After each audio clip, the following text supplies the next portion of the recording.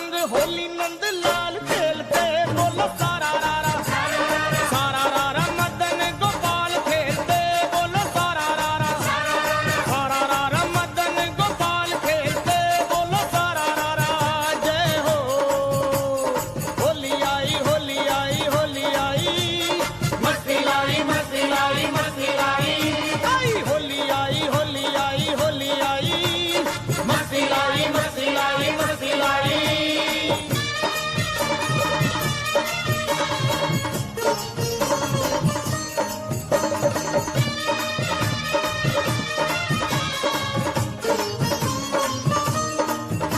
वो ढोलक मंजीरा और चंग लेके नाचते ढोलक मंजीरा और चंग लेके नाचते सखियां और सारे बाल ग्वाल खेलते रे बोलो सारा रारा वो सारा रारा मदन गोपाल खेलते बोलो सारा रारा वो सारा रारा मदन गोपाल खेलते बोलो सारा रारा।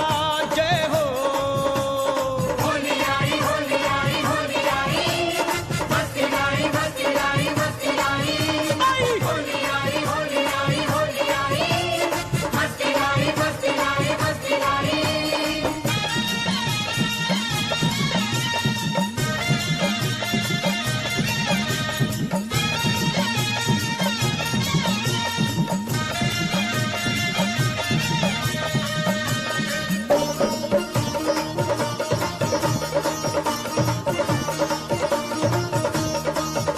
वो भर पिचकारी मारे राधा को कन्हैया भर पिचकारी मारे राधा को कन्हैया मुखड़े पे मड़ के गुलाल खेलते रे बोलो सारा रारा वो सारा रारा मदन गोपाल खेलते बोलो सारा रारा वो सारा रारा मदन गोपाल खेलते बोलो सारा रारा। जय हो होली आई होली आई होली आई मस्ती लाई मस्ती लाई मस्ती लाई आई होली आई होली आई होली आई hello hello hello hello hello hello मस्ती लाई मस्ती गुड इवनिंग भाई, गुड इवनिंग जी। एक बार सारे बच्चे फटाफट से लाइक का बटन तोड़ दो और सारे ग्रुप में फटाफट से शेयर कर दो जी। और यूट्यूब वालों की वो नोटिफिकेशन नहीं जा रही, तो सारे बच्चे फटाफट सारे ग्रुप में शेयर कर दो फटाफट से। श्याम जी के मुख पे सारे आज होके लाल लाल खेलते रे बोलो तारा रारा वो सारा रारा मदन गोपाल खेलते, बोलो तारा रारा। वो सारा रारा मदन गोपाल खेलते बोलो सारा रारा। जय हो होली आई होली आई होली आई मस्ती लाई मस्ती लाई मस्ती लाई होली आई होली आई होली आई मस्ती लाई मस्ती लाई मस्ती लाई। Good evening good evening good evening जी, गुड इवनिंग। क्या हाल चाल है मेरे बच्चों, क्या हाल चाल है मेरे बच्चों, क्या हाल चाल है। Good evening Abhishek, good evening Nitesh, good evening Tina, good evening Harshit, good evening Madhu, good evening Khushboo, good evening Tanushree, good evening Siddharth, good evening Rishabh, good evening Aman, good evening Dream, Harsh, Nitesh, Tina, Ritu, Riddhi, Gunjan, Prakhar, Yugansh. Very good evening मेरे बच्चों, क्या हाल चाल है, बढ़िया हो। थोड़ा सा हंस के दिखा दो, थोड़ा सा, इतना सा। अरे तेरी क्या बात है। अच्छा वैसे तुम्हें पता है कल मैंने क्लास ली थी? नहीं पता? कल क्लास थी मेरी। अरे नालायको थी वो 9 बजे। कल वाईफाई नहीं आ रहा था और फिर मैंने लाइव के अंदर बोला भी था कि क्या कोई फाइबर जियो फाइबर में प्रॉब्लम है। कुछ बच्चों ने कहा है, कुछ ने कहा नहीं है। फिर आई थिंक 10 बजे के अराउंड नेट आ गया, तो फिर मैंने उसके बाद 10:30 बजे लाइव क्लास ली थी। तुम्हें पता है, देख ली वो तुमने? अगर वो देख ली तो आज वाली क्लास की रिवीजन बढ़िया होगी, अगर वो नहीं देखी तो मैं कुछ कह नहीं सकता। बट कल मैंने क्लास ली थी, मैं बता दूं। जिसने नहीं देखी पहले वो जाके देख लेना आप, ठीक है जी? हाँ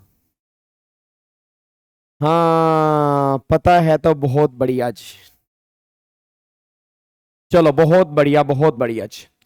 आ जाओ मेरे बच्चों, फटाफट से आ जाओ जी। बहुत बढ़िया, वेरी गुड जी। चलो भाई अब टाइम वेस्ट नहीं करते हुए अब फटाफट से हम यहाँ पे आ जाते हैं। अब कल वाली क्लास में हमने सेक्शन 7 अपना स्टार्ट किया हुआ था। कल वाली क्लास में सेक्शन 7 हमने स्टार्ट किया था। एक तो 7(1)(a), मेरे को बताओ फटाफट से, अभी तक हमने सेक्शन नंबर 7 में सप्लाई के चैप्टर में क्या क्या रिवीजन कर ली। एक तो 7(1)(a) हमने रिवाइज कर लिया जी, ठीक है जी। उसके बाद फिर हमने यहाँ पे 7(1)(a) हमने रिवाइज कर लिया था। फिर 7(1)(b) भी हमने कल रिवाइज कर लिया था। और 7(1)(c) का पैरा 4 जो है वो भी कल हमने रिवाइज कर लिया था। एक बार फटाफट से रिवीजन की दोबारा से रिवीजन करवा देता हूँ, ठीक है जी। जो आपने रिवीजन की थी उस रिवीजन की दोबारा से रिवीजन करते हैं। फिर इसके एक दो क्वेश्चंस करेंगे जिसके आप मुझे आंसर दोगे। फिर आज हम क्या करेंगे, आज हम 7(1)(c) की रिवीजन कर लेंगे। और फिर आज हम 7(1)(A) स्टार्ट कर देंगे कि किस काम को गुड्स की सप्लाई बोलते हैं और कौन से काम को सर्विस की सप्लाई बोलते हैं। वो सारी की सारी बातें 7(1)(A) के अंदर आती हैं, बस ये पर ध्यान दो, ठीक है जी। चलो इधर सुनो ध्यान से प्लीज, बातचीत नीचे। हाँ नहीं, बिल्कुल हर्षित, बिल्कुल देख सकते हो, बिल्कुल देख सकते हो। साथ में अमेंडमेंट क्लास देख लेना, साथ में अमेंडमेंट क्लास देख लेना। चलो फटाफट से आओ जी। जितेंद्र, मधुर, युगांश, वंशिका, एक बार फटाफट से यहाँ पे देखना स्टार्ट करो। अब एक बात मेरे को बताओ, एक तो 7(1)(A) हमने कंप्लीट कर लिया। अब 7(1)(A) की अगर बात करूंगा जी, अब 7(1)A) में कौन से काम को हम सप्लाई बोलेंगे, तो 7(1)A) में दो कंडीशन अगर सेटिस्फाइड होंगी तो हम काम को सप्लाई बोल देंगे। पहली कंडीशन क्या थी कि आपने कोई भी काम किया हो विद कंसीडरेशन में हो और वो काम इन the course or furtherance of business में हो, तो वो काम जो होगा वो 7(1)A में सप्लाई बन जाएगा, बस ये पर ध्यान दो। फिर हमने 7(1)AA कंप्लीट किया, तो 7(1)AA कहता है कि सेल्फ सप्लाई वाले काम को भी हम सप्लाई बना देंगे।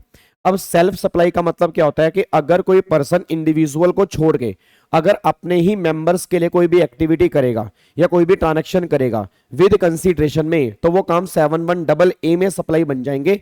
ये सारी बातें भी 7(1)AA के अंदर में डिस्कस की थी।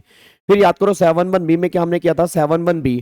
अब 7(1)B में गवर्नमेंट ये बात कहते हैं कि import of service, it means अगर आपने सर्विस इंपोर्ट की है विद कंसीडरेशन में है, चाहे वो इन द कोर्स में है या वो इन द कोर्स में नहीं है, वो काम 7(1)B में सप्लाई बन जाएगा। तो 7(1)B में इंपोर्ट ऑफ सर्विस वाले काम कवर होते हैं। बस एक कंडीशन है कि बदले में कंसीडरेशन होना जरूरी है। अगर सर्विस के बदले में कंसीडरेशन है, चाहे वो इन द कोर्स में हो या वो इन द कोर्स में ना हो, वो हर केस में 7(1)B में सप्लाई बन जाएगा, बस ये पर ध्यान दो। फिर 7(1)C में क्या फर्क आ रहा है जी, अब 7(1)C याद करो, 7(1)C में फ्री वाले काम कवर होते थे। अब 7(1)C रेफर करेगा शेड्यूल नंबर 1। शेड्यूल नंबर 1 में क्या है कि जो भी आपके फ्री वाले काम होंगे वो फ्री वाले काम को सप्लाई बना देंगे। और टोटल मिला के शेड्यूल 1 में 4 पैरा निकल के आते हैं।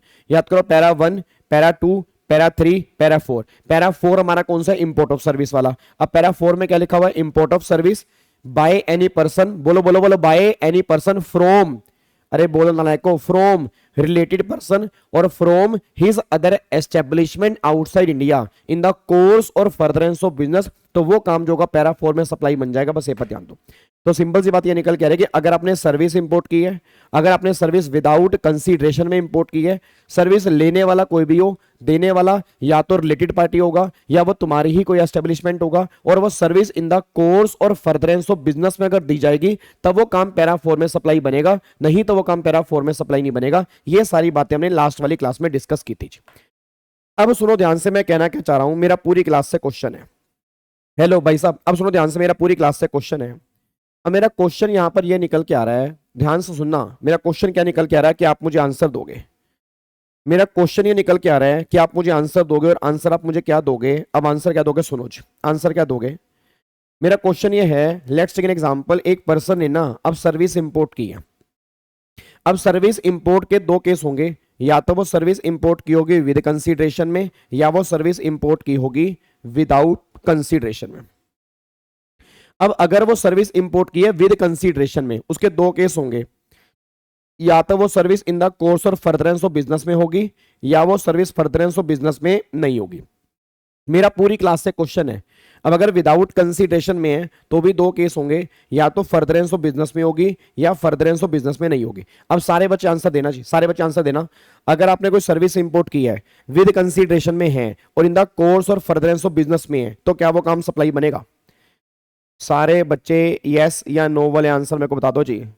सर रेगुलर बैच वालों की इनकम टैक्स होने के बाद रिवीजन होगी। हिमांशी ऑलरेडी इनकम टैक्स का एग्जाम ओरिएंटेड बैच डला हुआ है, 25 क्लास डली हुई है, उसमें पूरे के पूरे इनकम टैक्स की रिवीजन है, आप उसको देख सकते हो, फुली अमेंडेड है, वो मैंने अभी डाला है, ठीक है ना, और वो सबके लिए एप्लीकेबल है। जल्दी बताओ मेरे को, फटाफट से बताओ, क्या ये काम सप्लाई बनेगा।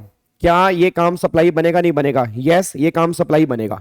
अच्छा, अगर अगर मैंने सर्विस इंपोर्ट की है, विद कंसीडरेशन में है, और वो service in the course or furtherance of business में नहीं है, फर्दरेंस ऑफ बिजनेस में नहीं है, तो क्या ये वाला काम सप्लाई बनेगा नहीं बनेगा जी? जल्दी बताओ री, क्या ये वाला काम अगर फर्दरेंस ऑफ बिजनेस में नहीं है तो क्या ये वाला काम सप्लाई बनेगा नहीं बनेगा? यस या नो में मुझसे आंसर दो। क्या ये वाला काम सप्लाई बनेगा नहीं बनेगा? आंसर इज यस, ये भी काम सप्लाई बनेगा। आपको मैंने क्या बोला? अगर सर्विस इंपोर्ट की है, बदले में कंसीडरेशन है, चाहे इन द कोर्स में हो या वो इन द कोर्स में ना हो, वो दोनों केस में सप्लाई बनेगा। ये भी 7(1)(b) के अंदर बनेगा और ये भी 7(1)(b) के अंदर बनेगा। बस ये पर ध्यान दो। अब तुम करोगे बहुत बड़ी गलती, अब तुम बहुत बड़ी गलती करने वाले हो।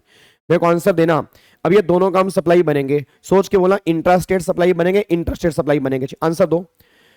ये दोनों काम सप्लाई बनेंगे, इंट्रा स्टेट सप्लाई बनेंगे या इंटर स्टेट सप्लाई बनेंगे? मेरा क्वेश्चन बस ये निकल के आ रहा है, इस सप्लाई को हम क्या बोलेंगे? ये काम सप्लाई तो है, इंट्रा स्टेट सप्लाई बनेंगे, इंटर स्टेट सप्लाई बनेंगे जी। हाँ जी, अमेंडमेंट क्लास ऑलरेडी प्लेलिस्ट में रख के चेक करोगे, अमेंडमेंट क्लास डली हुई है जी। जल्दी बताओ जी, क्या ये काम इंट्रा स्टेट सप्लाई बनेगा, इंटर बनेगा जी? ये काम जो बनेगा वो इंटर स्टेट सप्लाई बनेगा, तो ये भी काम जो होगा वो इंटर स्टेट सप्लाई बनेगा। ये दोनों के दोनों काम जो होंगे वो इंटर स्टेट सप्लाई बनेंगे। बस ये पर ध्यान दो। अब मेरा पूरी क्लास से क्वेश्चन क्या निकल के आ रहा है? अगर ये दोनों काम इंटर स्टेट सप्लाई बनेंगे तो क्या जीएसटी लगेगा? बिल्कुल लगेगा। अच्छा, कौन सा जीएसटी लगना चाहिए जी? अगर ये दोनों काम इंटर स्टेट सप्लाई बनेंगे तो कौन सा जीएसटी लगेगा इंटर स्टेट सप्लाई पर? आईजीएसटी लगेगा। कौन सा जीएसटी लगेगा? आईजीएसटी लगेगा। अब बस यहां पर तुम सुन लेना जी, अब यहां पर तुम सुन लेना, बहुत ध्यान से सुन लेना मैं कहना क्या चाह रहा हूं। ये वाला काम सप्लाई है, ये वाला काम इंटर स्टेट सप्लाई है। इस काम पे जीएसटी एप्लीकेबल होगा, इस काम पे जीएसटी एप्लीकेबल होगा, कोई दिक्कत नहीं है। ये वाला काम भी सप्लाई है, ये वाला काम इंटर स्टेट सप्लाई है, बट इस काम पे जीएसटी एप्लीकेबल नहीं होगा। ये सर्विस आपकी एग्जम्पशन में कवर है, ये सर्विस एग्जम्प्ट है, इस पे कोई भी जीएसटी हमें पे नहीं करना। बट एक सर्विस ऐसी है OIDAR की सर्विस जिसपे जीएसटी एप्लीकेबल होगा। बस ये पर ध्यान दो जी। तो बहुत ध्यान से अब सुन लेना। आप में से काफी सारे बच्चों ने गलती कर दी जी, आप में से काफी सारे बच्चों ने गलती कर दी है। आपने यहां पर भी जीएसटी बोला, यहां पर भी जीएसटी बोला है। तो मैं क्लियरली बात कर दूं, अगर वो सर्विस इन द कोर्स में है तो सप्लाई भी है और जीएसटी भी है। अगर वो service note in the course में है, वो सप्लाई तो है बट गवर्नमेंट ने कहा वहां पर जीएसटी एग्जम्प्ट है। बट एक सर्विस ऐसी है OIDAR की सर्विस, इस पर जीएसटी एप्लीकेबल होगा। अब मेरे को कोई बच्चा बोलेगा OIDAR का मतलब क्या होता है? जल्दी बताओ, OIDAR का मतलब क्या होता है? Online information database access and retrieval service. मैं दोबारा बोलूंगा, online information database access and retrieval service. It means अगर आपने कोई भी ऑनलाइन इंफॉर्मेशन डाउनलोड करने की सर्विस ली है या डेटा एक्सेस करने की सर्विस ली है, उस पर जीएसटी एप्लीकेबल हो जाएगा। बाकी सारी की सारी सर्विस जो नोट इन द कोर्स में होंगी वो सारी एग्जम्प्ट है, उस पर जीएसटी एप्लीकेबल नहीं है। बस ये पर ध्यान दो। अब मेरा पूरी क्लास से क्वेश्चन है, अब मेरा पूरी क्लास से क्वेश्चन है। अब एक बात मेरे को बताओ, अब ये वाला काम सप्लाई है, ये वाला काम इंटरस्टेट सप्लाई है, जीएसटी लगेगा। अब सोच समझ के बोल देना, अगर इस पे जीएसटी लगेगा तो जीएसटी कौन पे करेगा? सप्लायर पे करेगा, रिसीवर पे करेगा? मेरे को सारे बच्चे फटाफट से बोल दो, इस पे जीएसटी कौन पे करेगा? इस वाले काम पे जीएसटी कौन पे करेगा? इस पे जीएसटी सप्लायर पे करेगा या रिसीवर पे करेगा? आंसर दो मुझे फटाफट से। कमलेश, जितेंद्र, मधु, वंशिका, युगांश, सारे बच्चे मुझे फटाफट से आंसर दो। इस पे जीएसटी कौन पे करेगा? सप्लायर पे करेगा या रिसीवर पे करेगा? जल्दी बोलो, सप्लायर या रिसीवर? अब जितने बच्चे भी सप्लायर वाले हैं वो सब नालायक बच्चे हैं, वो सब नालायक बच्चे हैं। याद करो नालायकों, हमने रिवर्स चार्ज के अंदर कवर किया था, इंपोर्ट ऑफ सर्विस पे रिवर्स चार्ज लगता है। इससे पता लग रहा है कि तुम घर से कुछ पढ़ के नहीं आए और तुम्हें लग रहा है कि यही मेरी रिवीजन क्लास है, मेरी रेगुलर क्लास है। ये तुम्हारी बहुत बड़ी गलत फहमी है, मैं बता दूं। इस गलत फहमी को दिमाग से निकाल देना चाहिए। इसको गलती से भी रेगुलर बैच मत समझ लेना। मैं दोबारा बोल रहा हूँ, ये रिवीजन क्लास है, रिवीजन क्लास में रिवीजन होती है, ठीक है ना? कहीं तुम सोच लो कि सर ये तो हमें रेगुलर बैच लग रहा है, वो तुम्हारी बहुत बड़ी गलत फहमी है। अभी आपने फिर रेगुलर बैच देखा ही नहीं है। तो सिंपल सी बात कह रहा हूं, यहां पे जीएसटी याद करो, आपका रिवर्स चार्ज वाला चैप्टर इंपोर्ट ऑफ सर्विस वाले केस में आरसीएम है, तो इस पे जीएसटी जो है वो सप्लायर पे नहीं करेगा, इस पे जीएसटी जो है वो रिसीवर पे करेगा और वो रिवर्स चार्ज में जीएसटी पे करेगा। बस ये पर ध्यान दो। इस पे जीएसटी कौन पे करेगा? रिसीवर पे करेगा और वो रिवर्स चार्ज में जीएसटी पे करेगा। सप्लायर यहां पे जीएसटी पे करने के लायबल नहीं होगा। बस ये पर ध्यान दो। अब इधर आ जाओ जी। अब एक बार इधर आ जाओ, अब इस पॉइंट पे आओ जी, अब इस पॉइंट पे आओ। अब यहां पर जीएसटी गवर्नमेंट ने बोला एग्जम्प्ट है, बट एक ओआईडीआर की सर्विस जो है ये टैक्सेबल है। अब मेरा पूरी क्लास से क्वेश्चन है, अगर ओआईडीएआर की सर्विस टैक्सेबल है तो इस सर्विस पे जीएसटी कौन पे करेगा? सप्लायर पे करेगा या रिसीवर पे करेगा? यहां पे जीएसटी कौन पे करेगा? जल्दी बताओ, यहां पे जीएसटी कौन पे करेगा? यहां पे सप्लायर पे करेगा या रिसीवर पे करेगा? यहां पे सप्लायर पे करेगा, यहां पे गलती से मत बोल देना रिसीवर पे करेगा। ओआईडीएआर की सर्विस वाले केस में सप्लायर जीएसटी पे करेगा, और मैंने कहा भी था यूनिक आइडेंटिफिकेशन नंबर के बेस पर पे करेगा। एक यूनिक आइडेंटिफिकेशन नंबर दिया जाता है, उसके बेस पर यहां पर जीएसटी पे होगा, बस ये पर ध्यान दो। तो यहां पे रिसीवर पे नहीं करेगा, यहां पर जीएसटी आपका एग्जम्पशन क्यों है? देखो वो सारी बातें हमने रेगुलर बैच में समझी हुई हैं कि एग्जम्पशन क्यों है, क्योंकि आपकी एग्जम्पशन वाली एंट्री है वहां पे गवर्नमेंट ने वो एग्जम्प्ट की हुई है, इसके रीजन भी आपको मैंने बताए थे। अब मैंने बस इतनी सी बात ध्यान दे दो कि वो वाली सर्विस एग्जम्प्ट है, एक सर्विस बस टैक्सेबल है, ओआईडीआर की सर्विस टैक्सेबल है, उस पर जीएसटी सप्लायर पे करेगा और यूनिक आइडेंटिफिकेशन नंबर के बेस पर पे करेगा, बस ये पर ध्यान दो। डन, इसमें कोई दिक्कत तो नहीं है। चलो अब अगले पॉइंट पर आओ जी, अब अगले पॉइंट पर आओ। अब अगर इंपोर्ट ऑफ सर्विस है विदाउट कंसीडरेशन में है, अब अगर इंपोर्ट ऑफ सर्विस है विदाउट वाले केस में है, और या तो फर्दरेंस ऑफ बिजनेस में होगी या फर्दरेंस ऑफ बिजनेस में नहीं होगी। अब मेरा पूरी क्लास से क्वेश्चन है, अगर आपने सर्विस इंपोर्ट की है और विदाउट कंसीडरेशन में है और फर्दरेंस ऑफ बिजनेस में नहीं है, तो क्या उसको सप्लाई बोलेंगे? आंसर इज नो, उसको हम सप्लाई में कवर नहीं करेंगे, क्योंकि पैरा 4 में वही काम आते हैं जो इन द कोर्स में हो। तो ये वाला काम तो सप्लाई नहीं है। अब अगर ये वाला काम सप्लाई नहीं है, इस काम पर जीएसटी की बातें भी नहीं है। अब एक बार यहां पे आ जाओ जी, अब एक बार यहां पे आ जाओ जी। अब यहां पे कह रही है अगर ये फर्दरेंस ऑफ बिजनेस में है तो यहां पे दो केस निकल के आ रहे हैं जी। अब यहां पे दो केस निकल के आ रहे हैं, दो केस कौन से निकल के आ रहे हैं? या तो सर्विस देने वाला रिलेटेड पर्सन है, ठीक है जी, या रिलेटेड पर्सन है, या वो क्या है अदर एस्टेब्लिशमेंट आउटसाइड इंडिया है, या कोई यहां पे अदर पर्सन है। अब अगर सर्विस देने वाला इन दोनों के अलावा कोई भी है तो गवर्नमेंट कह रही तो भी यहां पर जीएसटी एप्लीकेबल नहीं है, क्योंकि पैरा 4 में सर्विस देने वाला या तो रिलेटेड पर्सन होना चाहिए या वो हमारी ही एस्टेब्लिशमेंट होनी चाहिए। तो इस केस में जीएसटी एप्लीकेबल होगा, और इस केस के अंदर भी रिवर्स चार्ज में जीएसटी लगेगा, बस ये पर ध्यान दो। क्या आपको मेरी बात समझ में आ रही है? पक्का? अब मैं तुम्हें एक डायग्राम दिखा रहा हूं, बहुत बढ़िया डायग्राम दिखा रहा हूं जी। रेगुलर बैच वाले बच्चों को तो मैंने क्लास में बनवाया है, तो उनके लिए कोई बढ़िया बढ़िया तो उनके लिए तो एक अलग बात है, बट जिन्होंने पहले नहीं बनाया हुआ, ये देखो डायग्राम आपके सामने है, एक बार फटाफट से आप चेक कर लो। इंपोर्ट ऑफ सर्विस है, दो केस हैं, या तो विद कंसीडरेशन या विदाउट वाला। पहले बात करते हैं विद की, इन द कोर्स में है या नोट इन द कोर्स में? विदाउट में, इन द कोर्स में, नोट इन द कोर्स में, ठीक है। फिर फ्रॉम रिलेटेड पार्टी या अदर एस्टेब्लिशमेंट है, या फ्रॉम अदर पर्सन है। अब गवर्नमेंट ने क्या बोला? ये वाला काम सप्लाई है, ये वाला काम सप्लाई है, ये वाला काम सप्लाई है, बट वो वाले काम सप्लाई नहीं है। उसके बाद सप्लाई सीजीएसटी एक्ट में है 71B 71C में इंटर स्टेट सप्लाई बनेगा, ठीक है जी। आईजीएसटी एप्लीकेबल, आईजीएसटी एक्ट लगेगा उस पे। अब यहाँ पे आईजीएसटी लगेगा, यहाँ पर जीएसटी एग्जम्प्ट है ओआईडीआर की सर्विस को छोड़कर, और यहाँ पर जीएसटी लगेगा, और यहाँ पर आरसीएम में जीएसटी लगेगा, यहाँ पर भी आरसीएम में लगेगा, यहाँ पर सप्लायर जीएसटी पे करेगा on the base of unique identification number. ये पॉइंट आपके सामने निकल के आ रहा है, बस ये पर ध्यान दो।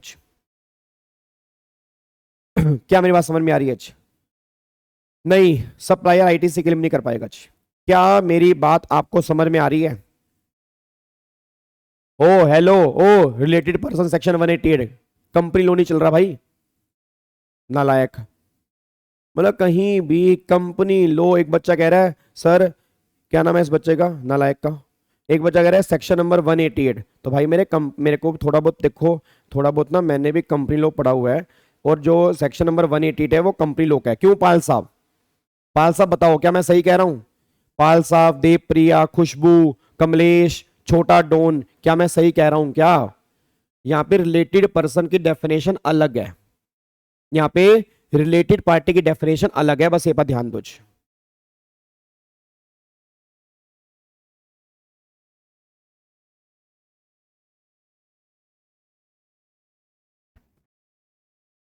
ठीक है जी, चलो इधर सुनो ध्यान से, नहीं अब अगले पॉइंट पर आओ। अब यहां पे ये सारे पॉइंट कंप्लीट करने के बाद अब मैं आपको एक क्वेश्चन दिखाने जा रहा हूं, और आपने मुझे उसका आंसर देना है। अब आंसर आपने क्या देना है, ये लो जी, ये क्वेश्चन देखो फटाफट से, जल्दी देखो क्वेश्चन। क्वेश्चन नंबर 10 एक बार फटाफट से देख लो और मुझे इसका आंसर बताओ, इसका आंसर क्या होगा। ये लो क्वेश्चन नंबर 10 आपके सामने है, चेक करो सारे के सारे बच्चे। क्वेश्चन नंबर 10 देखो जी। भाई ये नोट्स दे दो, ये नोट्स दे दो, मतलब कई बच्चों को तो बस नोट्स चाहिए, रिवीजन क्लास चल रही है देख लो, नोट्स दे दूंगा, 2 मिनट संयम रख लो, या नोट्स लेके उसको गैलरी में सेव करते रहना है। कितने नोट्स तुम्हारे पास हो गए होंगे जीएसटी के, कभी देखे हैं आपने? और ये नोट्स टेलीग्राम पे ऑलरेडी डले हुए हैं, नालायक। इधर सुनो ध्यान से, फटाफट से आओ जी, अब एक बार चेक करो इसको फटाफट से, अब यहां पे एक बार चेक करो फटाफट से जी, अब क्वेश्चन देखो जी, अब चेक करो क्वेश्चन नंबर 10 पे आओ जी, क्वेश्चन नंबर 10 फटाफट से यहां पे देखो जी। Examine whether the activity of import of service in the following independent cases would amount to supply under section 7। क्या ये काम सप्लाई बनेगा नहीं बनेगा बताओ जी, क्या ये काम सप्लाई बनेगा नहीं बनेगा, फटाफट से बोल दो जी, क्या ये काम सप्लाई बनेगा नहीं बनेगा जी? ओके देवेंद्र, ओके ओके, अब लिखो फटाफट से, देखो यहां पे क्या है, miss Srinidhi Kaushik receive interior decorator service from her residence located at Bandra, Mumbai from Mr. Rachel of Sydney, Australia. The amount paid for the said service $5,000 बताओ क्या ये काम सप्लाई बनेगा? क्या ये काम सप्लाई बनेगा? यस या नो? जल्दी बोलो, क्या ये काम सप्लाई बनेगा? यस या नो?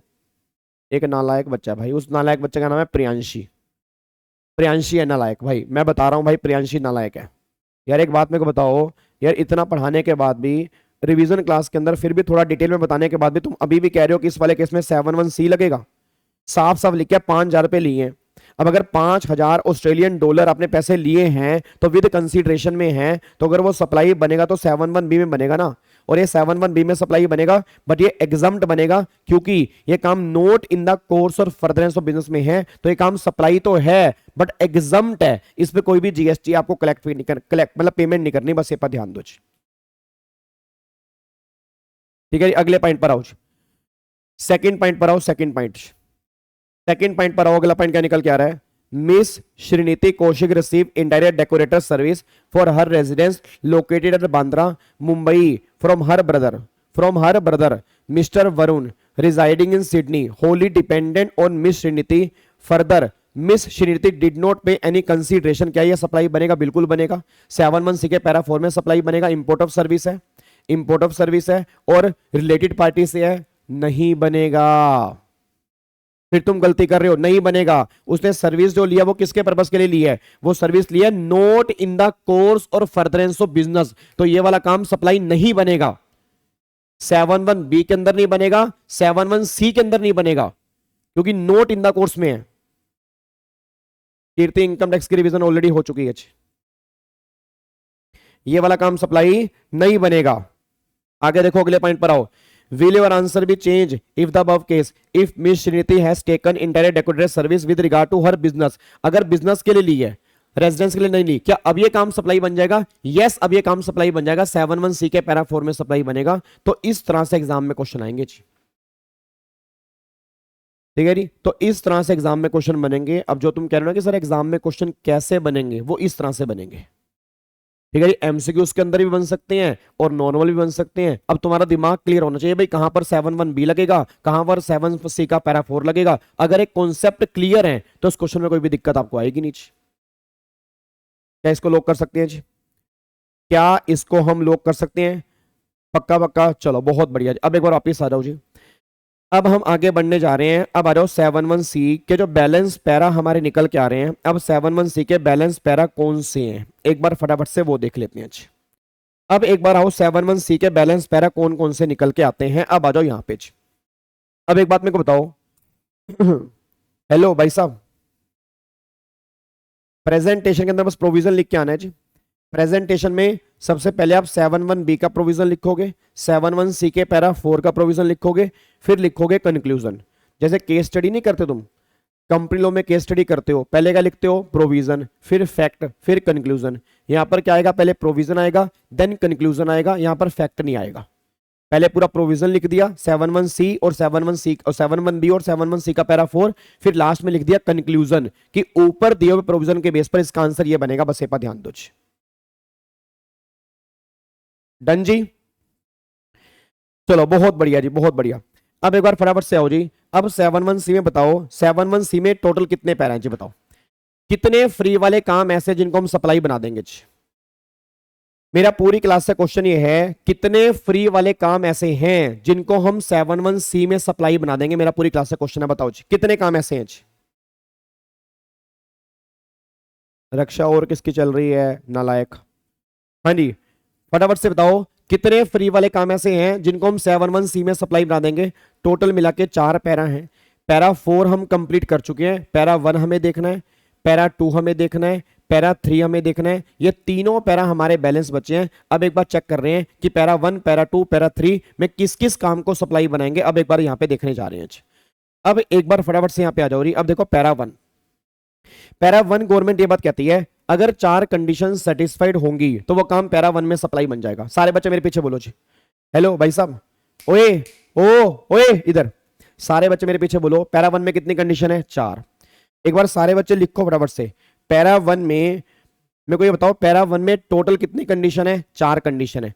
कौन कौन सी 4 कंडीशन है, फटाफट से 4 कंडीशन बोल दो। 4 कंडीशन कौन कौन सी निकल के आ रही है। पहली condition permanent transfer, second condition business की एसेट, तीसरी कंडीशन कौन सी निकल के आ रही है, आईटीसी अवेल्ड, और फोर्थ कंडीशन निकल के आ रही है कौन सी कंडीशन, विदाउट कंसीडरेशन। अगर ये चारों कंडीशन सेटिस्फाइड होंगी तो काम पैरा 1 में सप्लाई बन जाएगा। बस ये पर ध्यान दो। तो एक बार सारे बच्चे फटाफट से बोल दो, 4 कंडीशन है। पहली कंडीशन परमानेंट ट्रांसफर होना चाहिए, परमानेंट ट्रांसफर बिजनेस एसेट का हो, आईटीसी आपने अवेल्ड कर लिया हो, और इन the course or furtherance of business में होना चाहिए। ये मेरे को अगर आपको मेरी बात समझ में आती है तो ये काम जो होगा पैरा 1 में सप्लाई बन जाएगा। बस ये पर ध्यान दो। तो एक बार चेक करो यहां पे क्या लिखे है, एक बार चेक करो यहां पे क्या लिखे है।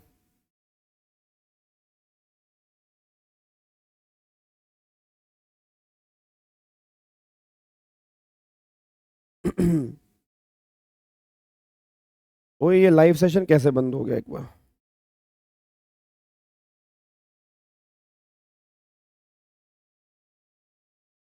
1 मिनट रुको यार, 1 मिनट रुको।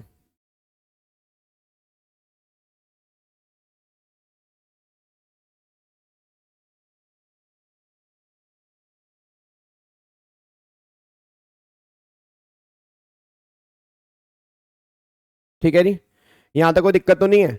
चलो अब मेरे को फटाफट से बताओ जी। अब एक बार मेरे को फटाफट से बोल दो 4 कंडीशन कौन कौन सी निकल के आ रही है। तो पहली कंडीशन क्या निकल के आ रही है, पहली कंडीशन क्या आ रही है कि परमानेंट ट्रांसफर हो, बिजनेस एसेट हो, आईटीसी अवेल्ड हो, और विदाउट कंसीडरेशन हो। अगर ये चारों की चारों कंडीशन सेटिस्फाइड होंगी तो आपका काम यहां पे सप्लाई बन जाएगा। बस ये पर ध्यान दो।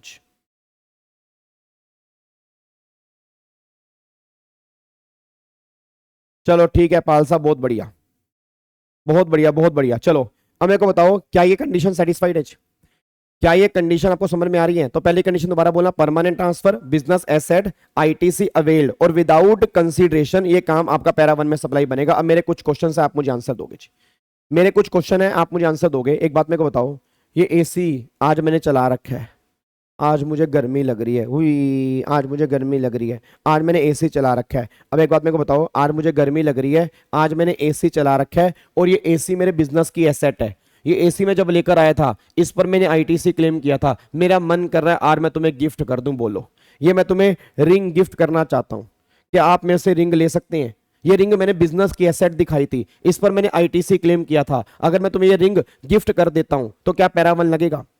मेरा क्वेश्चन बस ये निकल के आ रहा है कि अगर मैं तुम्हें एसी गिफ्ट कर देता हूं क्या पैरा 1 एप्लीकेबल होगा नहीं होगा जी, क्या पैरा 1 एप्लीकेबल होगा नहीं होगा। मैं दोबारा बोल देता हूं, पहली कंडीशन परमानेंट ट्रांसफर हो, बिजनेस एसेट का हो, आईटीसी अवेल्ड हो, और विदाउट कंसीडरेशन हो। अगर ये चारों कंडीशन सेटिस्फाइड होंगी तो वो काम सप्लाई बन जाएगा। बस ये पर ध्यान दो।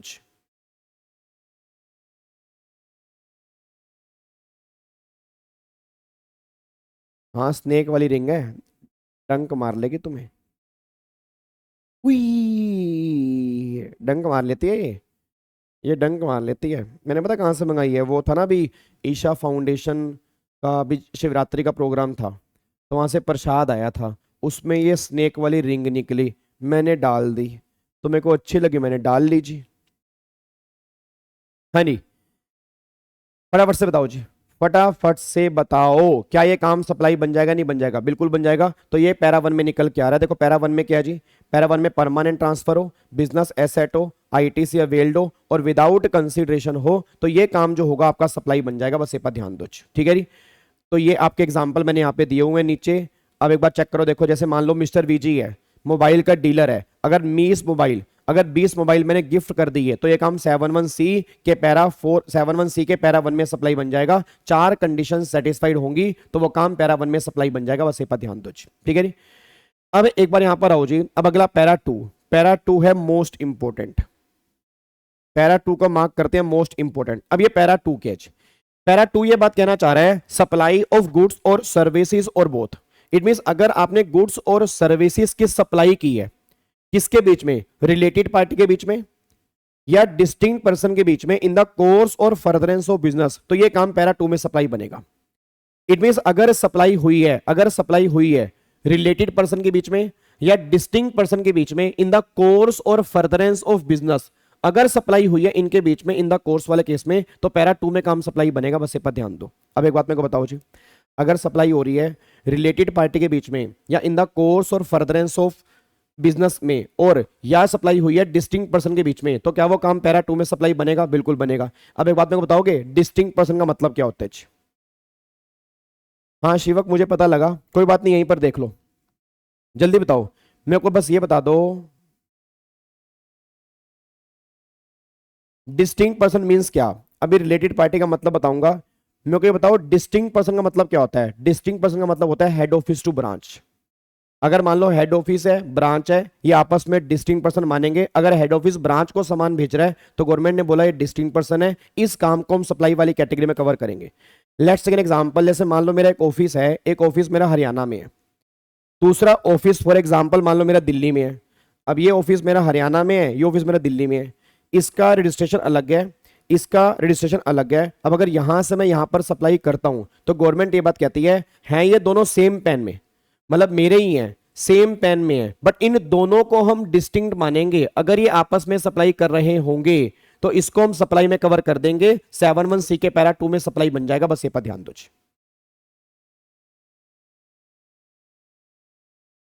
क्या आपको दीपांशु मेरी बात समझ में आ रही है?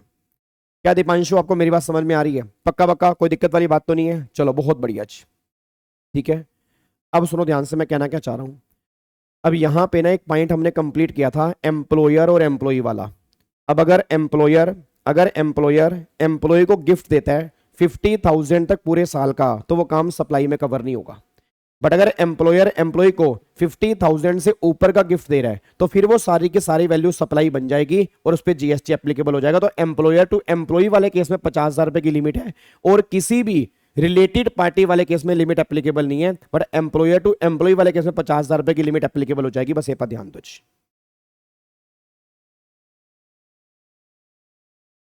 सर एक बार दोबारा से बता सकते हैं आप हमें? बिल्कुल बता सकता हूं, इधर देखो ध्यान से, आओ मेरे बच्चों। यार एक बार नहीं, 2 बार नहीं, 3 बार नहीं, तुम अगर 10 बार भी पूछोगे ना तो 10 बार तो नहीं बताऊंगा, रिवीजन क्लास चल रही है ना, बट 2-3 बार तो बता दूंगा। इधर देखो ध्यान से, क्या नाम है उस बच्चे का जिसने मेरे से दोबारा पूछा है?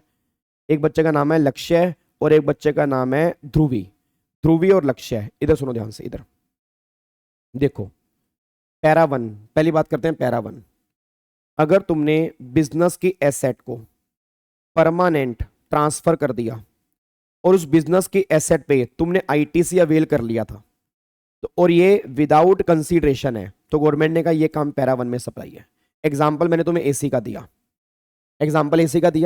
एसी मेरे बिजनेस की एसेट है, इस पर मैंने आईटीसी क्लेम कर लिया, मैंने तुम्हें एसी गिफ्ट कर दिया, ये पैरा 1 में सप्लाई है। एसी मेरे बिजनेस की एसेट है, मैंने किसी स्कूल को डोनेट कर दिया फ्री में, ये पैरा 1 में सप्लाई है। एसी मेरे बिजनेस की एसेट है, मैंने किसी गरीब बच्चे को ये एसी फ्री में दे दिया, पैरा 1 में सप्लाई है। पैरा 1 में कोई दिक्कत तो नहीं है? क्लियर हो गया पैरा 1? पक्का पक्का। अब आओ पैरा 2। पैरा 2 में क्या है? अगर एक रिलेटेड पार्टी दूसरी रिलेटेड पार्टी, अगर इनके बीच में गुड्स और सर्विस की सप्लाई हो रही है, एक रिलेटेड पार्टी और दूसरी रिलेटेड पार्टी, अगर हमारे बीच में कोई सप्लाई हो रही है विदाउट कंसीडरेशन और इन the course or furtherance of business में, ये काम जो होगा पैरा 2 में सप्लाई है।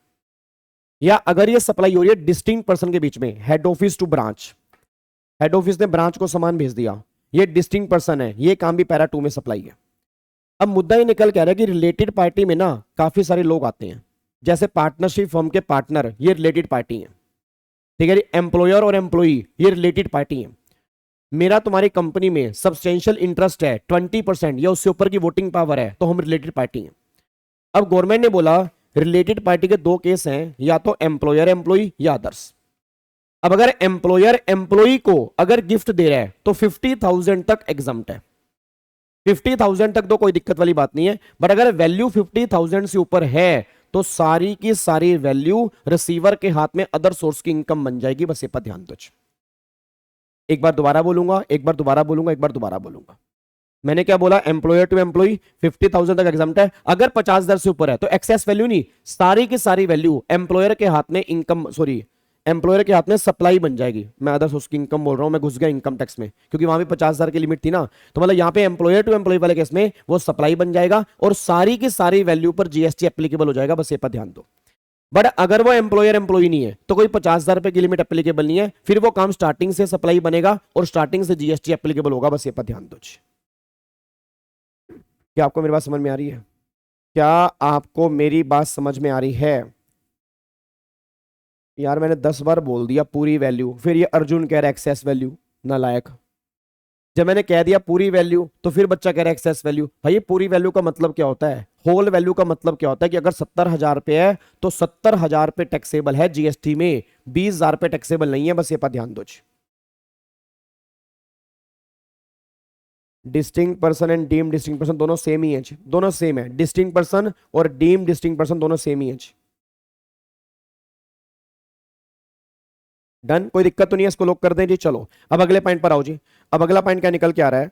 अगला पॉइंट ये निकल के आ रहा है कि अगर कोई प्रिंसिपल एजेंट को सामान सप्लाई करेगा, या एजेंट अगर प्रिंसिपल को सामान सप्लाई करेगा विदाउट कंसीडरेशन में, तो वो काम आपका 7(1) के पैरा 3 में सप्लाई बन जाएगा। अगर प्रिंसिपल एजेंट को दे रहा है या एजेंट अगर प्रिंसिपल को दे रहा है तो ये काम जो होगा आपका पैरा नंबर 3 में सप्लाई बनेगा। बिल्कुल सिंपल सा है, एग्जाम में इसमें से आने की उम्मीद नहीं है। या तो एग्जाम के अंदर बनेगा पैरा 1 का, या बनेगा पैरा 2 का, या बनेगा पैरा 4 का। ठीक है जी। पैरा 3 बिल्कुल सिंपल है कि अगर एक प्रिंसिपल है वो एजेंट को सामान दे रहा है, या एजेंट अगर प्रिंसिपल को सामान दे रहा है, उस केस में ये काम पैरा 3 में सप्लाई बन जाएगा और वहां पर जीएसटी एप्लीकेबल हो जाएगा। बस ये पर ध्यान दो। ठीक है जी। हाँ, अब एक बार यहाँ पे इधर देखो ध्यान से। अब मुझे इस क्वेश्चन का आंसर दो, इस क्वेश्चन का मुझे फटाफट से आंसर दे दो जी। अब यहाँ पे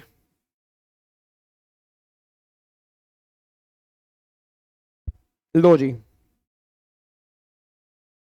ये आंसर दो जी फटाफट से। चेक करना क्वेश्चन 6 देखो जी, क्वेश्चन 6 चेक करो।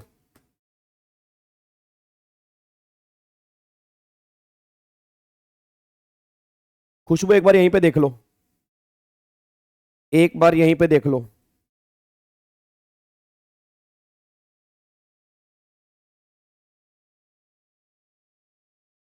हाँ नहीं, एक बार यहीं पे देख लो।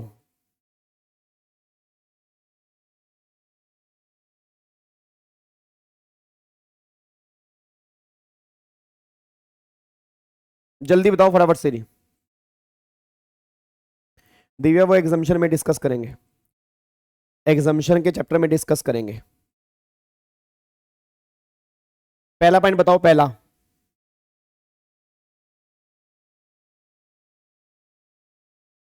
एक बार पहला पॉइंट चेक करते हैं। Sulekha manufacturer have a factory in Delhi and depot in Mumbai. Both these establishment are registered in respective states. Finished goods are sent by factory in Delhi to the Mumbai depot without consideration so that the same can be sold from the depot. ये बताओ क्या ये काम supply बनेगा? Yes बनेगा। अब ये बता दो, ये काम अगर सप्लाई बनेगा तो कौन से पैरा के अंदर बनेगा? बताओ। ये काम अगर सप्लाई बनेगा तो कौन से पैरा के अंदर बनेगा? ये काम सप्लाई बनेगा पैरा 2 के अंदर। ये काम सप्लाई बनेगा पैरा 2 के अंदर। कहां सप्लाई बनेगा? पैरा 2 के अंदर। अगले पॉइंट पर आओ।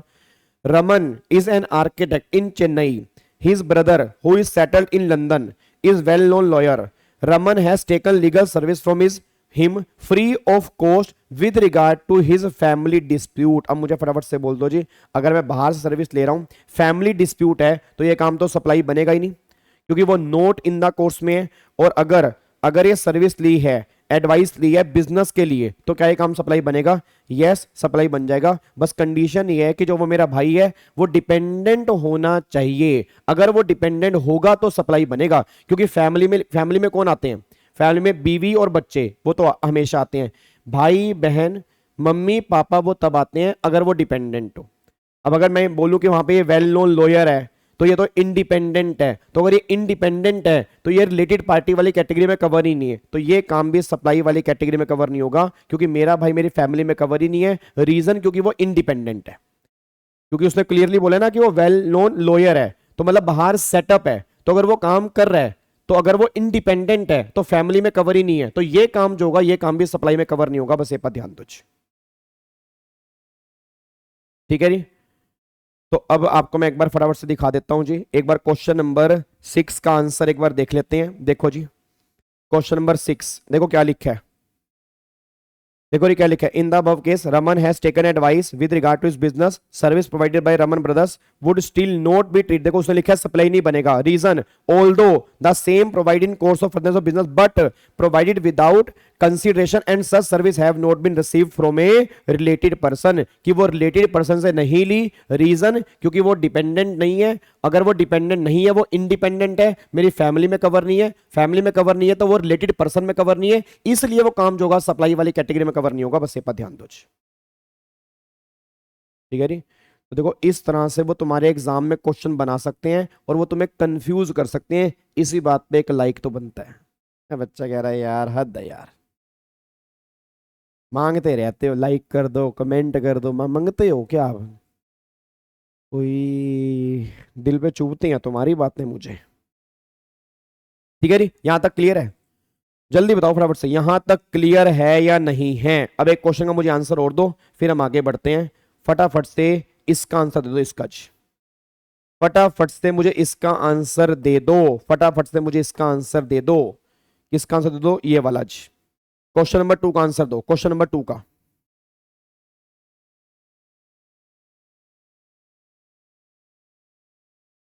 क्वेश्चन नंबर 2 का मुझे आंसर दो जी।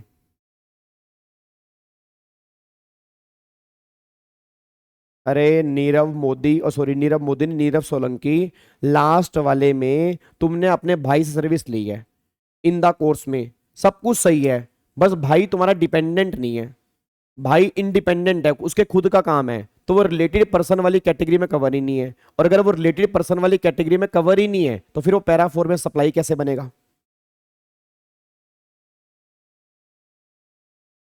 क्या ये सप्लाई बनेगा जी? क्या ये सप्लाई बनेगा? जल्दी बोलो जी फटाफट से, क्या ये सप्लाई बनेगा नहीं बनेगा? फटाफट से बोल दो, क्या ये सप्लाई बनेगा नहीं बनेगा? डन जी। तो ये काम जो होगा ये सप्लाई वाली कैटेगरी में कवर हो जाएगा, और ये डिस्टिंक्ट पर्सन है, डिस्टिंक्ट पर्सन है तो ये पैरा 2 में सप्लाई बन जाएगा, तो 7(1)(c) शेड्यूल 1 पैरा 2 में ये काम जो होगा वो सप्लाई बन जाएगा। ये पॉइंट यहां पे निकल के आ रहा है, ठीक है जी। चलो बहुत बढ़िया यार, वेरी गुड यार, बहुत बढ़िया, बहुत बढ़िया, वेरी गुड यार, बहुत बढ़िया, ठीक है। चलो अब सुनो ध्यान से, मैं कहना क्या चाह रहा हूं, अब एक बार यहां पे आ जाओ जी। अब ये सारे पॉइंट कंप्लीट करने के बाद अब देखो हमारा क्या क्या हो गया आज। हेलो भाई साहब, ओए इधर आ, इधर आगे आओ, आगे आओ, आगे आओ, आगे तो आओ, आगे आओ ना नालायक।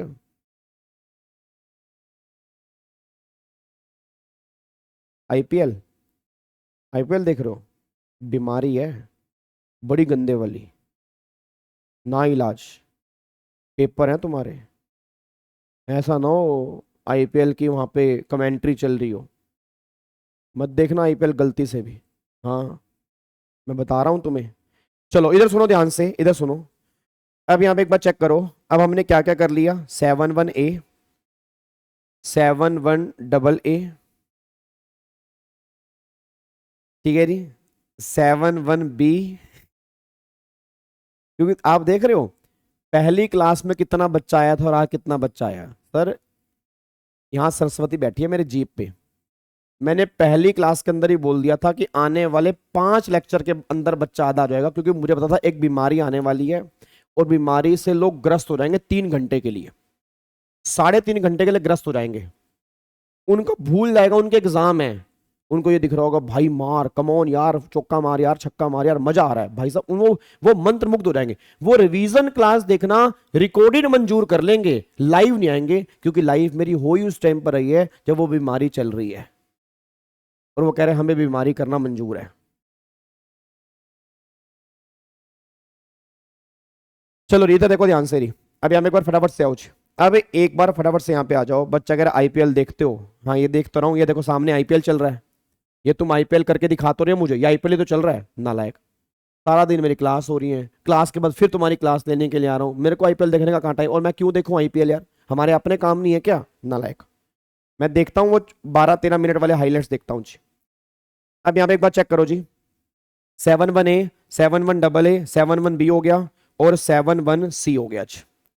एक बार मेरे को फटाफट से बोल दो, एक बार रिवीजन की रिवीजन करा दो जी, एक बार फटाफट से रिवीजन की रिवीजन करवा दो। बताओ जी, 7-1A में दो कंडीशन थी, कौन कौन सी, विद कंसीडरेशन प्लस में फर्दरेंस ऑफ बिजनेस, ये काम सप्लाई बन जाएगा।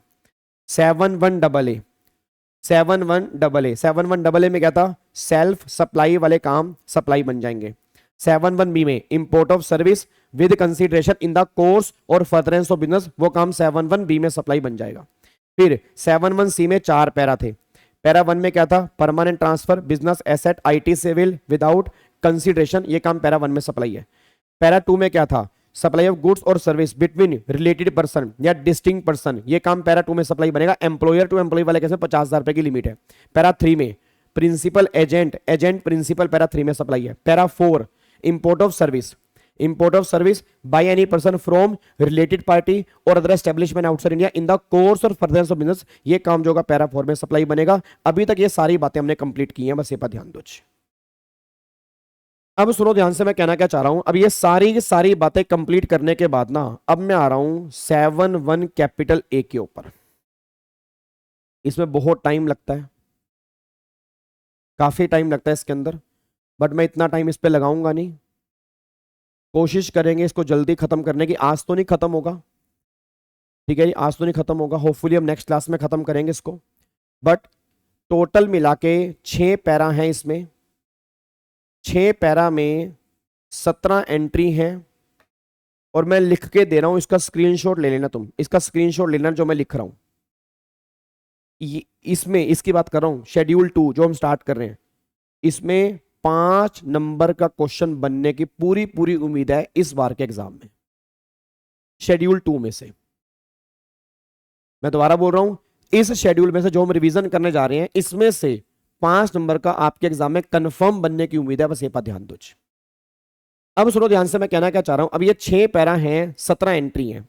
कैसे, para 1, para 2, para 3, para 4, para 5, para 6,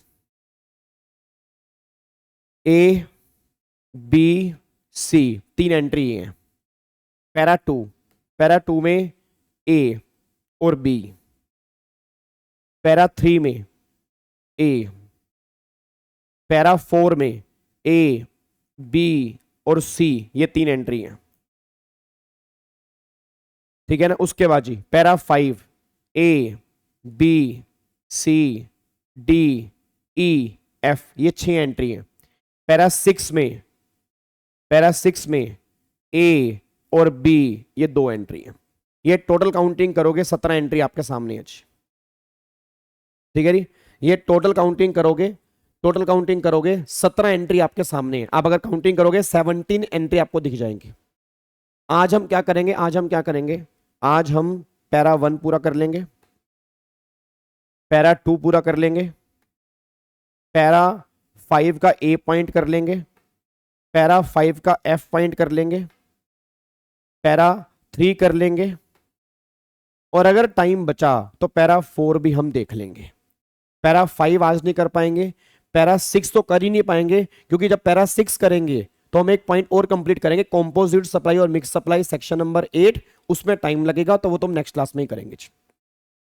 अब एक बार चेक करते हैं, अब बहुत ध्यान सुना इसके अंदर लिखा क्या है। अब सुनो ध्यान से मैं कहना क्या चाह रहा हूं, अब एक बार चेक करो पैरा 1 में 3 पॉइंट कौन कौन से हैं।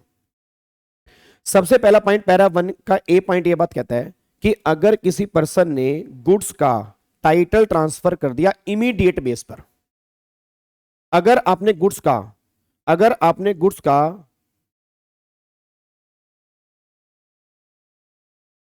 क्या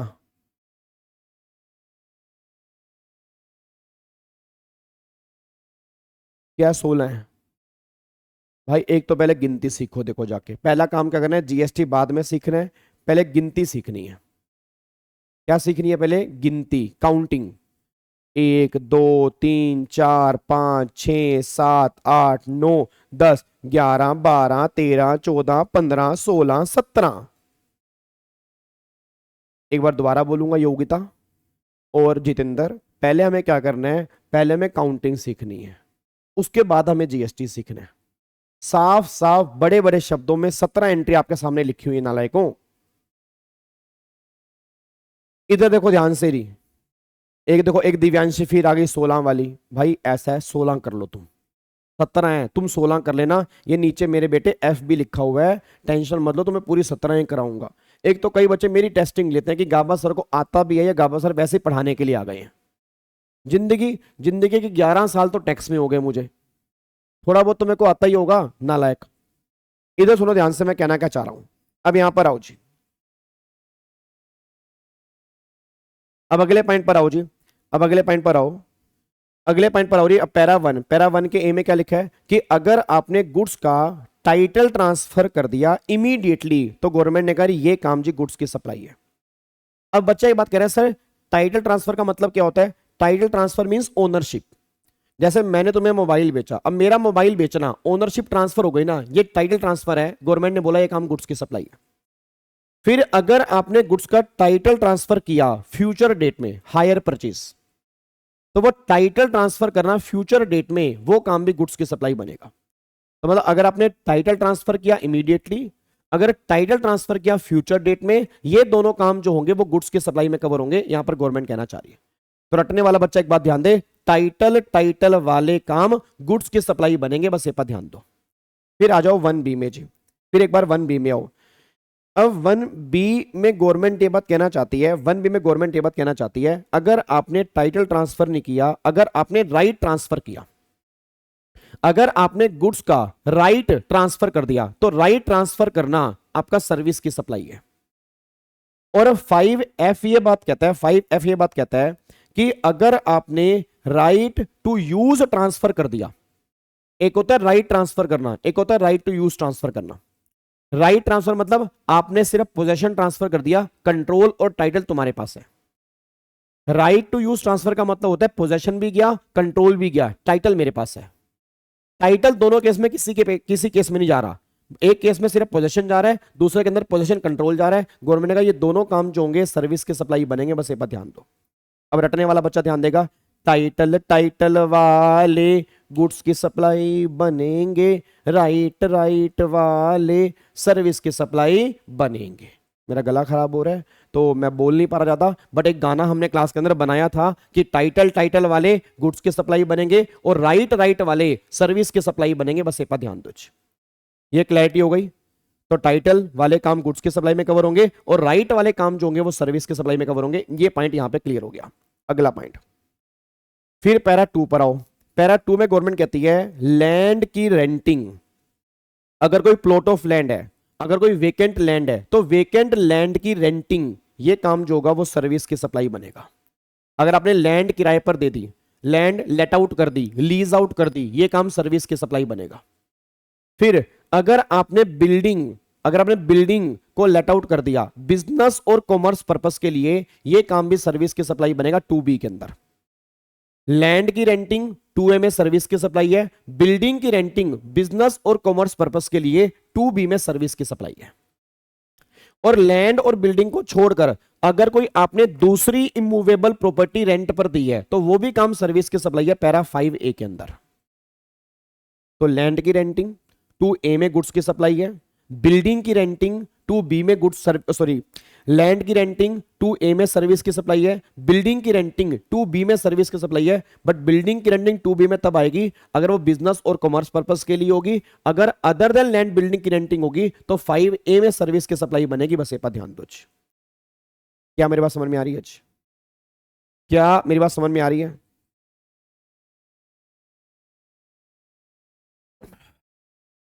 अगले पॉइंट पर आओ, पैरा 3 पर आओ जी, पैरा 3A पर आओ।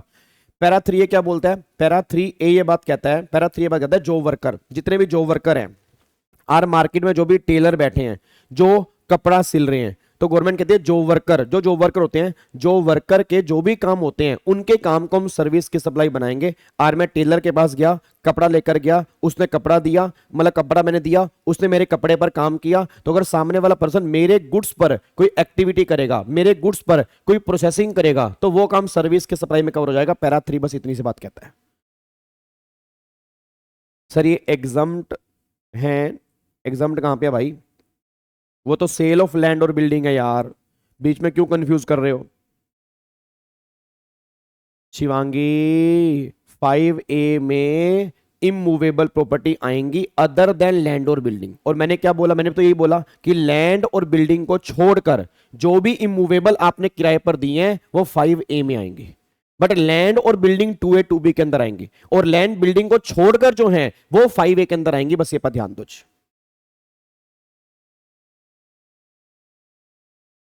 एक बार दोबारा से बोलूंगा, अगर आपने प्लॉट ऑफ लैंड की रेंटिंग की है तो ये काम 2A में सर्विस की सप्लाई बनेगा। अगर आपने बिल्डिंग की रेंटिंग की है बिजनेस और कॉमर्स पर्पस के लिए, ये 2B में सर्विस की सप्लाई बनेगा। अगर आपने लैंड और बिल्डिंग को छोड़कर जो 2A 2B में कवर है, अगर आपने अदर इमूवेबल प्रॉपर्टी की रेंटिंग की है तो 5A में वो काम सर्विस की सप्लाई बनेगा। बस ये पर ध्यान दो। यस दीप यहां पे कवर कर सकते हैं। टेलीकॉम टावर, बिल्कुल सही बात है। अब अगले पॉइंट पर आओ। पैरा 3 समझ में आ गया? पैरा 3 में कौन कवर है जी? पैरा 3 में कौन कवर है? Job worker. पैरा 3 में कौन कवर है? Job worker. अब देखो जॉब वर्कर इन्होंने यहां पर वर्ड नहीं लिखा, इन्होंने एक सिंपल सी बात लिखी है, अगर कोई पर्सन किसी दूसरे के गुड्स पर प्रोसेसिंग करेगा या कोई भी ट्रीटमेंट करेगा, उसके काम को सर्विस की सप्लाई बोलेंगे। अब चाहे तुम जॉब वर्कर के नाम से बुलाओ, चाहे तुम उसको वर्कर के नाम से बुलाओ, चाहे तुम लेबर के नाम से बुलाओ, चाहे तुम ठेकेदार के नाम से बुलाओ, किसी भी नाम से बुलाओ, अगर कोई आदमी तुम्हारे गुड्स पर कोई भी एक्टिविटी करेगा या कोई ट्रीटमेंट करेगा, वो काम सर्विस की सप्लाई बनेगा। गुड्स तुम्हारा होना चाहिए, बस ये पर ध्यान दो। ये पैरा 3 में लिखा हुआ है। क्या मेरी बात समझ में आ रही है? क्या मेरी बात समझ में आ रही है? यहां तक क्लियर है? अब एक बार पैरा नंबर 4 पे आ जाओ। पैरा 4 में भी डिस्कस कर लेते हैं। Para 4, para 4A, para 4A बता रहा हूं, 4A ये AC, इधर देखो AC दिख रहा है आपको? अरे ऊपर देखो ना, अपने घर में नहीं मेरे घर में। ओह सॉरी, कैमरा चल रहा है, sorry sorry sorry sorry, my mistake my mistake. मैं ये कह रहा हूं मेरे घर में AC लगा हुआ है, ये AC मेरे बिजनेस की एसेट है, ये AC क्या है? मेरे बिजनेस की एसेट है। अब अगर ये AC मैंने ट्रांसफर कर दिया, मतलब मैंने कोई बिजनेस की एसेट अगर ट्रांसफर कर दी, तो गवर्नमेंट ने कहा ये काम सप्लाई ऑफ गुड्स में कवर हो जाएगा। ठीक है, ये काम जो होगा ये सप्लाई ऑफ गुड्स में कवर हो जाएगा। अगर मैंने बिजनेस की एसेट को ट्रांसफर कर दिया है तो ये काम पैरा 4A के अंदर गुड्स की सप्लाई में कवर होगा। 4B, अगर मैंने अपने बिजनेस की एसेट को किसी को प्राइवेट यूज करने के लिए दे दिया, ये AC है, मैंने ट्रांसफर नहीं किया, मैंने किसी को प्राइवेट यूज करने के लिए दे दिया, मैंने कहा ये लो इसको तुम प्राइवेट यूज कर लो। अब ये AC को मैंने प्राइवेट यूज करने के लिए दिया, तो अगर मैंने अपने बिजनेस की एसेट को किसी को प्राइवेट यूज करने के लिए दिया तो वो काम सर्विस की सप्लाई में कवर हो जाएगा जी। वो किस में कवर होगा? सर्विस की सप्लाई में कवर होगा। अगर ट्रांसफर कर दिया गुड्स की सप्लाई, अगर मैंने प्राइवेट यूज करने के लिए दिया तो वो काम सर्विस की सप्लाई। ठीक है, अब अगले पॉइंट पर आओ। 4C, 4C क्या कहता है? अक्षत, अक्षत ओए हाँ जी, 4C, 4C पर आओ जी। अगला 4C क्या है? 4C क्या कहता है जी? 4C सुनो, 4C क्या है, क्या कह रहा है? 4C कह रहा है अगर आपने बिजनेस ही बंद कर दिया, आपने बिजनेस ही क्लोज कर दिया, तो जो बिजनेस क्लोज करने के बाद जितना भी स्टॉक तुम्हारा बचा हुआ है, जो स्टॉक तुम्हारा बचा हुआ है, उस बचे हुए स्टॉक को हम गुड्स की सप्लाई में कवर कर लेंगे। 4C बस ये बात कहता है। बट अगर कोई तुम्हारा बिजनेस गोइंग कंसर्न में चला रहा है या तुम्हारा रिप्रेजेंटेटिव उसको कंटिन्यू करेगा, तब यहां पे कवर नहीं होगा। अगर तुमने बिजनेस बंद कर दिया, क्लोज हो गया, तो जो भी तुम्हारा बचा हुआ स्टॉक होगा, उस बचे हुए स्टॉक को हम गुड्स की सप्लाई बोलेंगे। 4C बस इतनी सी बात कहता है। ठीक है, अब मैं तुम्हें दिखा रहा हूं एग्जाम के क्वेश्चन किस तरह से बन सकते हैं। उम्मीद करूंगा आप मुझे आंसर दोगे। और अब ये लास्ट है बस, इसके बाद फिर हम मिलेंगे नेक्स्ट क्लास में। अब एक बार देख लेते हैं फटाफट से। अब ये देखो आपके सामने क्वेश्चन है A B C D, चारों का मुझे आंसर दो फटाफट से। रेंटिंग ऑफ इमूवेबल बताओ, रेंडिंग ऑफ इमूवेबल गुड्स की सप्लाई, सर्विस की सप्लाई, सर्विस की सप्लाई किस में बनेगा 5A के अंदर। बहुत बढ़िया, मजा आ गया। अरे अपनी दुनिया, पहले तो नाम चेंज करो, अपनी दुनिया नालायक। टेलीकॉम टावर, जो घरों की छतों में टेलीकॉम टावर नहीं लगे होते, उसको टेलीकॉम टावर बोलते हैं। उसको हम किसकी सप्लाई बोलेंगे, सर्विस की सप्लाई। आगे देखो, अगला फटाफट से आओ। Goods forming part of business asset are transfer, हाँ जी बिजनेस के एसेट ट्रांसफर कर दी है तो किसकी सप्लाई बनेगा, सप्लाई ऑफ गुड्स किस में बनेगा 4A, अभी हमने पढ़ा है। Transfer of right in goods, right in goods, हाँ जी right in goods without the transfer of title किसकी सप्लाई बनेगा, सर्विस। किसमें 2B के अंदर सर्विस की सप्लाई बनेगा, सॉरी 2B कह रहा हूं, 1B के अंदर सर्विस की सप्लाई बनेगा। उसके बाद transfer of title, future date, future date में गुड्स, फ्यूचर डेट में टाइटल ट्रांसफर, तो 1C में ये बनेगा सप्लाई ऑफ गुड्स। बताओ क्या है जी, बच्चों वाले क्वेश्चन है यार, बच्चा कह रहा समझ नहीं आएंगे, कैसे बनेंगे क्वेश्चन, ऐसे बनेंगे। बताओ आ रही है तुम्हें कोई दिक्कत, कोई दिक्कत आ रही है मेरे होते हुए, ओए आ रही है कोई दिक्कत ना, नहीं आ रही ना, बस फिर आगे बढ़ो, मुझे आंसर दो अगले का, अगले का आंसर दो। वैसे पॉइंट हमने किया नहीं अभी, ये पैरा 5 है। Temporary transfer of IPR, IPR का टेम्परेरी ट्रांसफर भी सर्विस के सप्लाई बनता है, ये पैरा 5 में डिस्कस करेंगे, तो ये सर्विस की सप्लाई है। फिर ट्रीटमेंट और process applied on another person goods, जो वर्कर वाले केस, हाँ जी जो वर्कर वाले, अभी हमने पढ़ा जो वर्कर वाले, सप्लाई ऑफ सर्विस पैरा 3 में। Transfer of title in goods, goods का टाइटल बताओ 1A में सप्लाई ऑफ गुड्स। बताओ क्या दिक्कत है, बोलो बोलो मेरे बच्चों, बोलो, कोई दिक्कत तो नहीं है, ये है बस। पैरा नंबर याद हो जाए तो अच्छी बात है। प्रोविजन अगर डिपेंड करता है नंबर कितने का है, वैसे इन्होंने अगर आप चेक करोगे, इन्होंने तो प्रोविजन लिखा नहीं, इन्होंने सीधा आंसर ही दे रखे हैं। देखो आपको दिखाता हूं, सिर्फ आंसर दे रखे हैं, ठीक है। वो डिपेंड करता है, अगर वो क्वेश्चन थोड़ा ज्यादा नंबर का है, एक आधी लाइन के अंदर प्रोविजन लिखा ना, नहीं तो आंसर आपके सामने है जी। क्या मेरी बात समझ में आ रही है आपको, क्या आपको मेरी बात समझ में आ रही है, ठीक है जी। अब सुनो ध्यान से, अब आपकी कल और परसों की छुट्टी है। नहीं नहीं गावा सर, नहीं नहीं, बसंती छुट्टी मत कर हमारी।